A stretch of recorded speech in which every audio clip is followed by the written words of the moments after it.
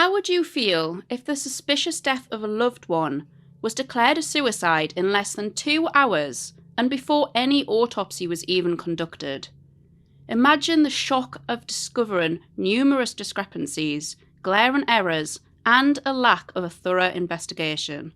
There was changes to the official documents multiple times, and then coupled with the unsettling fact that the husband has a background in law enforcement. This horrific scenario is the harsh reality faced by Crystal McCrory Jones's family. The suspicious circumstances surrounding Crystal's death have raised more questions than answers, leaving her family desperately searching for the truth and fighting for justice.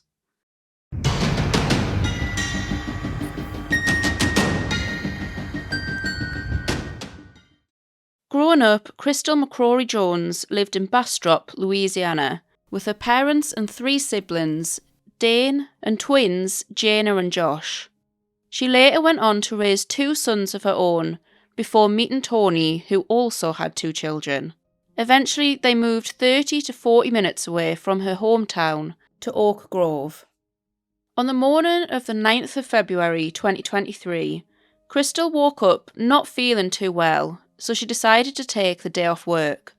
She booked a medical appointment for 2:30 that afternoon, but aside from that, her morning unfolded like any other. Her husband Tony left for work at 8 a.m, while Crystal enjoyed her morning coffee, took a bath, styled her hair and applied her makeup, all in preparation for her appointment that afternoon. Tragically, this would be an appointment that she would never attend. So what went wrong? What happened to Crystal? Crystal, aged 43, was discovered in bed later that afternoon, laid on her left side with a single gunshot wound to her right temple. There was a pillow over her face and a gunshot through the pillow. She was dressed in a robe with her hair and makeup done, and a semi-automatic pistol was found in her right hand. The police arrived at the scene and deemed her death a suicide in less than 2 hours, before any thorough examination of her body was even conducted. When Crystal's family was notified of not only her tragic passing, but that it was ruled a suicide, they were just engulfed in shock and disbelief, especially Crystal's sister Jana. Crystal still had so much to look forward to in life. In her pursuit for justice and truth, Jana wrote a book detailing the first 2 years of their struggle. She expressed, "Crystal would never just leave us. She had too much life left to live. She had plans, dreams, and goals. She had just finished coursework to advance in her career. She had children who needed her, and a family who adored her." To add to the heartbreak, she had recently just learned that she would soon be a grandmother, potentially to twins. As the family navigated this turmoil, red flags began to emerge for Jana, especially fueled by a combination of the rushed investigation and Tony's demeanour. While standing outside the Joneses' home on the evening of Crystal's death, Tony asked where Crystal's funeral services should be held, even before her body had been removed. Crystal's family lived in Bastrop, a 30 to 40 minute drive from Oak Grove, where Crystal and Tony lived. He suggested those 2 locations to Jana for Crystal's funeral, something that hadn't even yet crossed Jana's mind, as she was still grappling with the death of her sister. Jana also overheard an officer saying to Tony, "We will still need to conduct an autopsy," which just completely threw Jana off as to why he worded it in that way. Deep down though, Jana knew that her sister would not have just left without a word, especially for the sake of her 2 sons.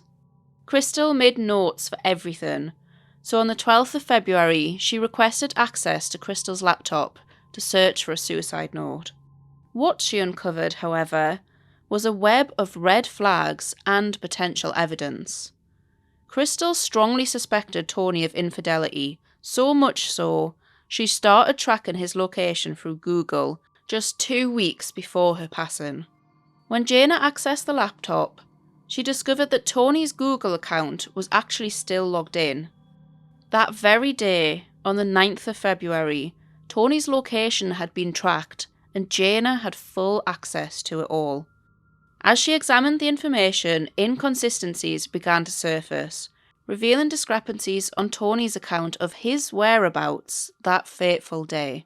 These accumulating pieces of evidence led Crystal's family to demand a more thorough investigation, with particular focus on Tony. We'll come back to some of the findings in just a bit, but first let's have a listen to the statement that Tony gave to police just 2 hours and 4 minutes after learning of his wife's death. The interview began with a very strong emphasis on this being a self-inflicted wound that many believe was a premature conclusion. This is Alan Irby, Chief Deputy with the West Carroll Sheriff's Office. Today's date is February the 9th, 2023. The time is 18:45 hours. The place is West Carroll Parish CID. I'll be taking a statement this afternoon from Tony Jones. Tony's a white male, gives his date of birth is 4/28/78, and resides at a residence located in Oak Grove. I'll be taking the statement from Tony in reference to a self-inflicted gunshot wound of his wife, Miss Crystal McCrory Jones. Her date of birth is 5/17/79. Tony and Crystal were married for 5 years and lived together in Oak Grove. Tony, would you state your name and date of birth for the recording, please? Tony Joe Jones, 4/28/1978. Tony, we responded to your residence this afternoon, the West Carroll Sheriff's Office investigators and deputies, in reference to your wife, Miss Crystal, and a self-inflicted gunshot wound. Could you walk me through your and her activities of today, starting from when you left your residence this morning? I left the residence shortly after 8 o'clock. I went to Bastrop to a customer's house, Darren Billings in Bastrop. Worked on stuff for him. Sorry to interrupt the audio so soon, but Crystal's family hired 3 different private investigators. During their investigations, it was revealed that it was actually Tony's customer that had phoned Tony at 8 o'clock that morning, as Tony was running late for the job. While working, the customer asked Tony if Crystal still worked at State Farm, to which Tony replied no, falsely claiming that Crystal had quit due to depression. This claim, however, was completely untrue. We'll delve even deeper into Crystal's job and the circumstances surrounding it shortly. Then I left there, and it was shortly before 10 o'clock or so. I called Crystal at 10:06, and she answered the phone, and I was like, "What are you doing?" And I stayed on the phone with her for 15 or 20 minutes, I say. And I had another job to do in Forest High School, so I went into town. I put a check in the bank. I turned around, and then I went to eat at Bakery Barn. I left there and went to Forest High School, and I was there till just shy of 3 o'clock. I got my daughter checked her out from school, since I was already there at like 2:45. However, Tony's daughter would normally catch the school bus home, so why did he feel the need to pick her up on this particular day? Was he actually trying to stop her from walking into a scene that he knew was awaiting? And I drove and I sent her a message saying, "Hey, I got little girl," and she didn't respond, which she normally does. Then I drove into town, and me and my daughter got something to eat at Sonic, and I tried to call her again, and she didn't answer. So then I contacted the East Carroll Medical Clinic, because she had an appointment at 2:30, and I said, and this was like 3:45 or something, and I asked them, I said, "My wife was supposed to have an appointment. Is she still there?" And I gave them her name, and she's like, "Well, she never checked in." Tony's Google account revealed that he didn't search for the medical centre's phone number until 4:16 p.m. further indicating inaccuracies in his earlier statement. Given that he knew his wife was at home that day feeling unwell, it does just make you wonder if he actually made any genuine check-ins with Crystal that day. And so then I tried to call a couple more times, and I was real worried at that point. So I called Deputy Harris, who was my neighbor, and he said he was almost home, that he would go check. So he got there, and he said that no one was answering the door. Her vehicle was there. I was like, well, please go inside. The door is unlocked. He went inside, was calling her name. I said, the bedroom's in the very back of the house. And her name's Crystal. And so he's calling Crystal. And were you still on the phone? I was still on the phone with him. Okay. And he opened the door and he said, Crystal. And then he, at that point, he said, Tony, I'm sorry to tell you that she is deceased. However, the statement from neighbour and Deputy Chuck Harris contradicts this. He stated that he and Tony didn't remain on the phone. Instead, he called Tony back after receiving no answer at the house. He then called Tony again minutes later to inform him that he had found Crystal deceased. More questions are raised as to why Tony would feel the need to direct him straight to the bedroom. Did he already know where Crystal would be? Crystal's family have also pointed out that she never left the door open. She always asked for them to text her upon their arrival so that she could unlock the door for them.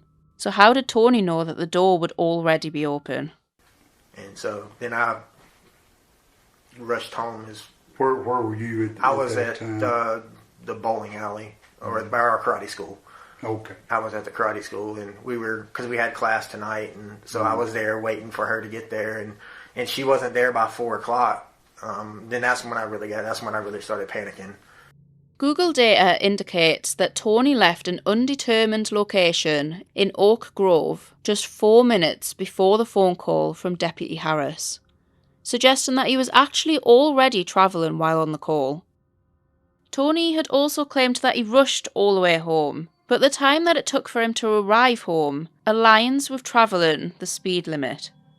So unless there was significant traffic at the time, it raises doubts about his urgency. I'll also just add that he was only 15 minutes away from home. Why not just drive home and check on his wife for himself? Because she had been dealing with some depression, and like I said, that's what she was going to the doctor for. That was her appointment to go for the depression. She was on Abilify, and Amy Hale took her off of it, which is her doctor. And so now, and she was trying to come on. She said, I don't feel well, and I told her to call this morning. She set the appointment this morning, and so she made the appointment for 2:30 this morning. Okay. When you talked to her on the phone at 10, how did she sound? It took her a couple rings to actually get it, and I was like, she's like, hey, and I was like, hey. I said, what you doing? She's like, I was in the living room, and I was like, oh, okay. I was like, sounded like you were asleep. And she's like, no, I wasn't asleep. I was just in the living room. So, and I talked to her. We sat on the phone for a few minutes, and she really wasn't saying anything. Because I talk to her while I drive a lot. And I talk to her while she's driving. And I was like, all right, well, I said, I'm going to get off here. You can get back to what you were doing. And she's like, okay. And I was like, I love you. And she said, I love you. And that's the last time I talked to her. What handguns were available to her in the bedroom? I don't know if in her purse there was a 9mm. I don't know if that's the one she used, but there was also a 45 on the nightstand. And that's the gun case was locked because I lost the key. So it was either the 9mm or the 45 was available. It was, I think, a ECS. Yeah, it's that was the one she had. Yeah. Frame. So that gun belonged to her. Yes. Well, it was in my name, but that was the one she carried for protection. Okay. And I talked to Deputy Crimes called while we were working the scene, and he told me that he had talked to you there at the karate school this afternoon. Did you see him at the high school? Yeah, I was at the high school when I talked to him. Okay. What do you do for a living? I'm a maintenance handyman, AC repaired, pretty much anything. Okay. I do a lot of work. I do all that, all the air conditioning and refrigeration for the school system. Okay. Was Crystal right or left-handed? She was right-handed. Okay. All right. I believe that is all the information that I'm going to require from you, Tony. Is there anything that you would like to add or take away from the statement you've given me this evening? I don't believe so. Okay. In that case, we'll end this statement. The time now is 18:52 hours. She battled depression all her life. That's pretty much the only thing the mom gave to her was depression. Staggeringly, this interview with Tony lasted only 7 minutes. Pretty short considering normally the husband is the first suspect in all of these types of cases. But there was no further investigation into Tony other than his whereabouts. To me, he certainly doesn't sound like a grieving husband. I fully understand and respect that everyone grieves in different ways, but his matter-of-fact tone and lack of emotion just 2 hours after his wife was found deceased certainly raises concerns. These discrepancies raise significant doubts about Tony's account of events and his involvement in the circumstances surrounding Crystal's tragic death. This further motivated the private investigation teams to request a search of Tony's phone, which was ultimately denied. Not only does this timeline of events change multiple times, but Google location data uncovers several details that had been left out. At no point in this interview we've just listened to did Tony mention that he went to have his hair cut, but the report by Officer Irby mentions that he did go to have his hair cut.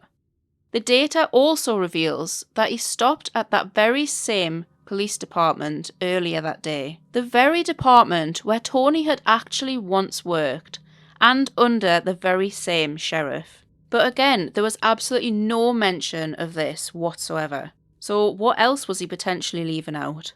The drive from school to Sonic with his daughter should have only taken about 9 minutes, but it took Tony a staggering 35 minutes. Why? After Sonic, Tony went to Walmart until 4:11 p.m. and then stayed in the undetermined location that we mentioned earlier until 4:37, just 4 minutes before Deputy Harris called him back. But if he'd been so concerned about the lack of communication from his wife all day, why didn't he just go home and check on her for himself? Was he deliberately avoiding going home? The police report also states that Tony described Crystal as sounding normal during the phone call, but he didn't actually use those words. Instead, he didn't really answer the question at all, but rather sidestepped the question and merely explained where she was. Location discrepancies weren't the only troubling findings uncovered on the laptop. On the 7th of February, just 2 days before Crystal's passing, their Ring doorbell was deactivated. Who had done it and the reason behind it is still unknown, but the timing is certainly suspicious. These discrepancies, combined with Tony's questionable behaviour following his wife's death, only raises further red flags.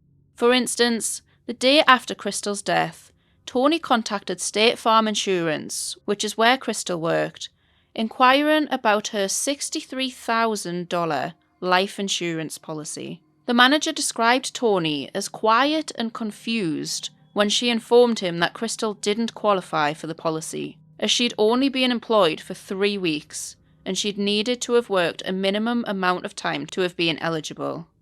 I'll give just a little bit of background into this. Crystal had previously worked for State Farm, but she left in 2020 to help Tony manage the karate school that they owned together. But then in 2022, following a significant number of parents withdrawing their children from the school, which ultimately led to financial strain, Tony phoned State Farm asking for Crystal's job back.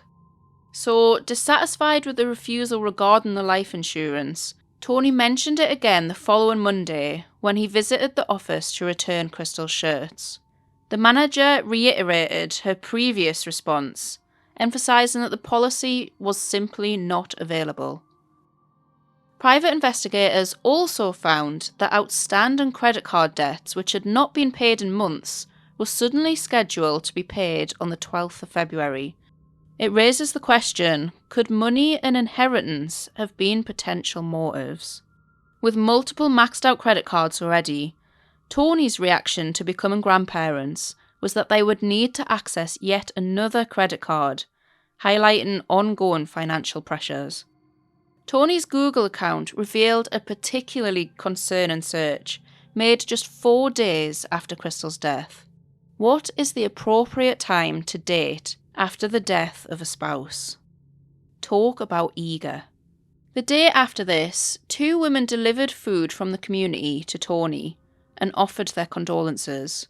However, they sensed a strange and awkward atmosphere during their hour alone with him, ultimately leaving feeling uncomfortable, especially since there was no family visiting him, which was so strange given the circumstances. Even more unsettling, as the women were driving home, one received suggestive and sexually explicit texts from Tony, discussing his genitals and stating that he is still a man with needs. This is just 5 days after losing his wife of 5 years. The 15th of February, just 4 days after Crystal's death, was the first night that Tony spent back in their home. He then made a post on Facebook after that night, stating that his first night wasn't as bad as he expected. His Facebook profile picture was changed to an image of himself within 1 month, and he altered his relationship status from married to single within a month and a half. While none of these actions are crimes in themselves, given the circumstances, they definitely reflect on a person's character. In my opinion, it's certainly not normal behaviour of a grieving husband. So now let's dive into the reports and the investigation itself, or should I say lack of. Police attended the scene as expected, but the scene was not remotely treated as a crime scene at all. Less than 40 photos were taken, most of which were blurry, and in some of them was the couple's dog Rocket up on the bed next to Crystal's body. I wonder if this would have been allowed with the death of one of their loved ones. When searching the area, detectives could not find the shell casing, but miraculously, Tony found the missing casing 7 days later. Some reports state that it was found under Crystal's dressing table, and others claim it was on top amongst the hair tools. Tony then called Crystal and Jana's brother Dane, almost bragging that he'd just found it. The family, however, weren't even aware that the casing was missing.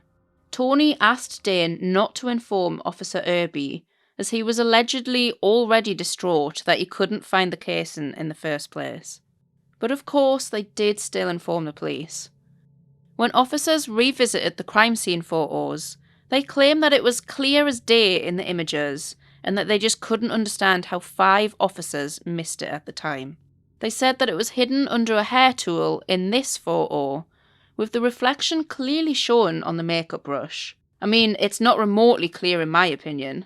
Jana addressed her concerns with these images, questioning the thoroughness of the full investigation, and just felt that something was off. She pointed out that the supposed reflection is actually text on the makeup brush, just like this one below, as the 2 brushes were exactly the same brush.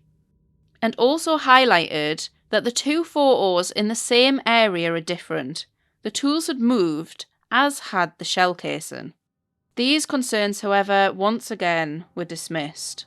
There was no fingerprint testing conducted on the bullet casing, or anywhere throughout the crime scene for that matter, including the gun itself. Additionally, there was absolutely no testing for gunshot residue on Crystal's hands, something that could have completely ruled out the suicide conclusion. Surely this should just be routine in all suspected suicide cases though, to eliminate any possibility of a setup. No canvassing of the neighbourhood was conducted, nor were any interviews held with neighbours. even the family members weren't questioned regarding Crystal's mental health. However, Jane, as private investigator, took the initiative to interview Crystal's colleague to gain insights into Crystal's mental state and marital relationship. The colleague revealed that Crystal was always open about feeling down and that she was very self-aware and proactive in seeking help. Notably, her appointment that day was to discuss her antidepressant dosage. She provided insight into Crystal and Tony's relationship too, mentioning her awareness of significant financial issues and relationship complications. It was noted that Tony had shown an interest in the swinging lifestyle, which really deeply bothered Crystal. Already so many errors and discrepancies, and we've not even yet started on the reports. Official documents were altered multiple times and were just absolutely riddled with errors. Different case numbers appeared on various reports, and Crystal's name, of all things, was spelt incorrectly on the autopsy report. Both her date of birth and her date of death were wrong, as were her eye and hair colour. The gun listed was incorrect, and the report mentioned health issues that Crystal didn't have, while failing to mention her spinal injuries from a crash years prior. Additionally, Crystal had undergone a partial hysterectomy, yet the report stated that all organs were present and remarkable. The autopsy report was then changed without the body in front of him to match Jana's description about her hysterectomy. This had actually also been just a little trick that she played, as she told the pathologist that Crystal had undergone a full hysterectomy, but she'd actually only undergone a partial hysterectomy, but they changed the documents to be a full hysterectomy. Does that not just show that they've clearly not done a thorough autopsy at all? Jana also noted that there was no V-cut on Crystal's chest, so how would they have even conducted an autopsy? The time of death was also altered on the autopsy report, from 10:35 a.m. to 5:05 p.m. The officer claims that this change was due to a death that he attended earlier that day and that he wrote that time in error. Yet the time of death on her death certificate shows as 11 a.m. Tony's Google location, however, also placed him near the home around this time. Maybe that's just an odd coincidence. However, the clocks in the crime scene photos clearly indicate the times when the photos were taken, which raises the question as to how the times of Crystal's death could be changed to after these recorded times. Officer Harris had also called Tony around 4:40 p.m. to inform him of Crystal's death, so again these times just simply don't add up, adding to the concerns regarding the accuracy of the official reports. Such errors are the very last thing you'd expect to be dealing with such a serious matter. Another thing they failed to mention in the autopsy report was the presence of bruising. Photos clearly showed bruising, which indicates the likelihood of a struggle before her death. But the pathologist just once again dismissed this concern, simply referring to it as post-mortem lividity, which is the natural process of blood pooling after death. Was the bruising just deliberately being overlooked? Staff at the funeral home had also advised Jana to take photos of the bruising, as it was significantly more than is expected after a post-mortem. Crystal had a toxicology report conducted, which consisted of 3 pages. However, the family only received pages 1 and 3, leaving page 2 missing. The substances that were found in Crystal's system were all to be expected, just prescribed medication and nothing out of the ordinary. However, when the family made a public records request and questioned where page 2 was, they were told that it didn't exist. Jana delved deeper to identify what page 2 should contain. She found that it would reveal whether the levels of substances could be toxic. When looking up the levels of medication in Crystal's system herself, she discovered that 2 of these were actually within the toxic range. Consequently, the family filed a complaint against the pathologist. The family also tried asking for the policies and procedures that they followed when investigating homicides, but they couldn't provide any. They responded via email saying, "We did not deny your request. We simply did not have that information to provide to you." Just absolutely crazy. All police departments surely should run by a set procedure, or how is anything ever consistent or valid? To make matters even worse, Tony had Crystal's body cremated against the family's wishes. Jana tried to intervene, but it was simply out of her control. In Louisiana, siblings have no authority over decisions regarding the deceased. Tony held all the rights, and with that, the opportunity for a second evaluation of Crystal's body was lost. The only evidence to still exist is the gun itself, which Tony has actually since pawned, and he burned the bed headboard and the bedding just days after Crystal's death. The private investigation team have said that all of this evidence that they have collected is powerful and circumstantial, and although it's not definitive evidence of foul play, with further digging, it may uncover some hidden truths.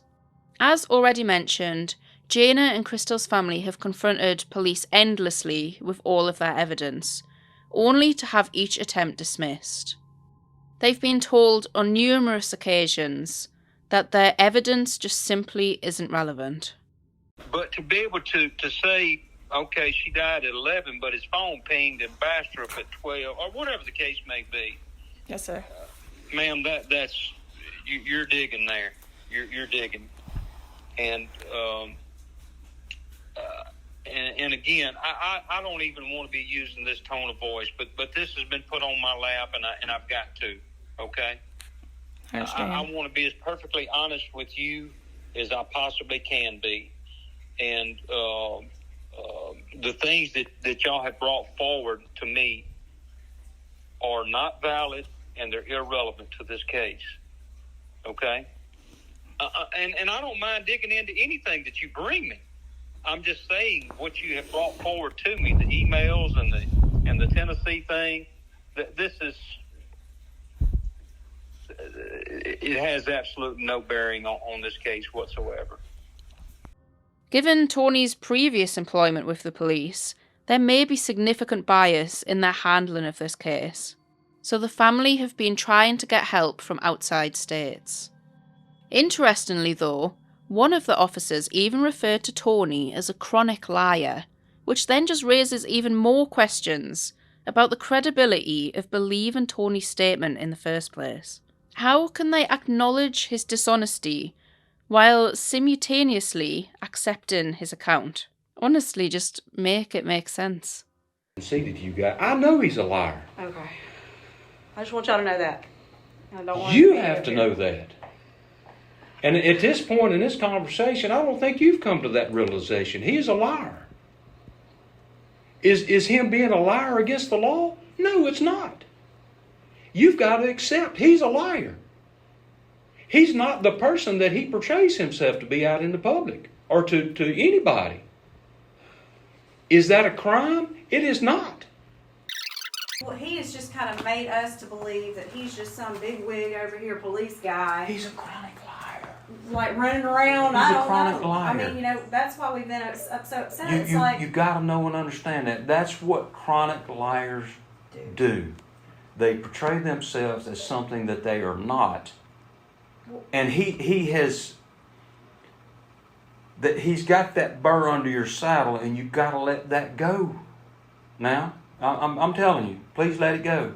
And until you let that go, you can't find peace in this case.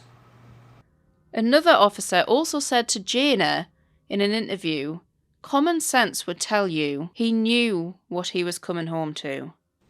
Do I think, not based on this, common sense will tell you that your brother-in-law knew that this was probably waiting on him, because that's why he had Chuck Harris go. The family are now advocating for a much more thorough investigation into the case, especially to potentially rule out any involvement from Tony. They firmly believe that suicide was not the cause of death, especially without substantial evidence to support that conclusion, and rightfully so. The family suspect that Crystal may have discovered Tony's infidelity, which may also be a potential motive. In an attempt to seek justice for Crystal, Jana has set up a petition for Crystal's case to be reopened, which I'll leave the link for below. As briefly mentioned at the beginning of the video, Jana has also written a book to help draw attention to her sister's case. In it she wrote, "She was more than a name in a police report. She was a mother, a sister, a daughter, an aunt, and soon she was going to be a grandmother. She was a woman who laughed loudly, loved fiercely, and never backed down from a challenge. She survived hardships that would have broken most people, and through it all, she kept going until the day she didn't. She had a personality that filled every room she entered, an energy that made people feel important, seen, and loved." I'll also leave a link below to Jana's book, Justice Denied, A Sister's Fight for Justice, the First 2 Years. I'm so sorry that the family have had to deal with, let's face it, a completely botched investigation. The more I was reading and hearing about it all, honestly, the crazier it got. Crystal sounds to have been a beautiful woman, inside and out. And I really hope that the family can finally get the justice and answers that they deserve.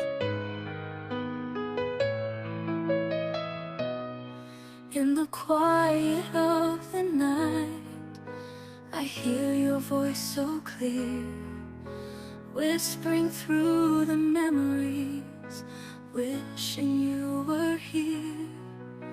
The questions haunt my dreams, the silence cuts so deep, but I'll keep on searching for the truth I seek. Love always, little sister, I'm holding on so tight.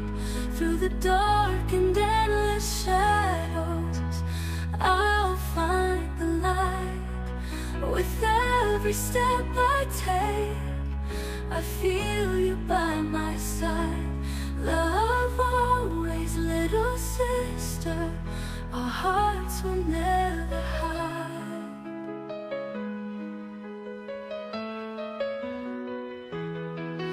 Your smile was like the sunshine, your laughter filled the air.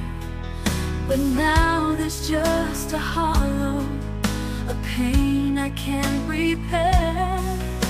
The world can be so cruel, the answer's hard to find, but I'll never give up, I'll never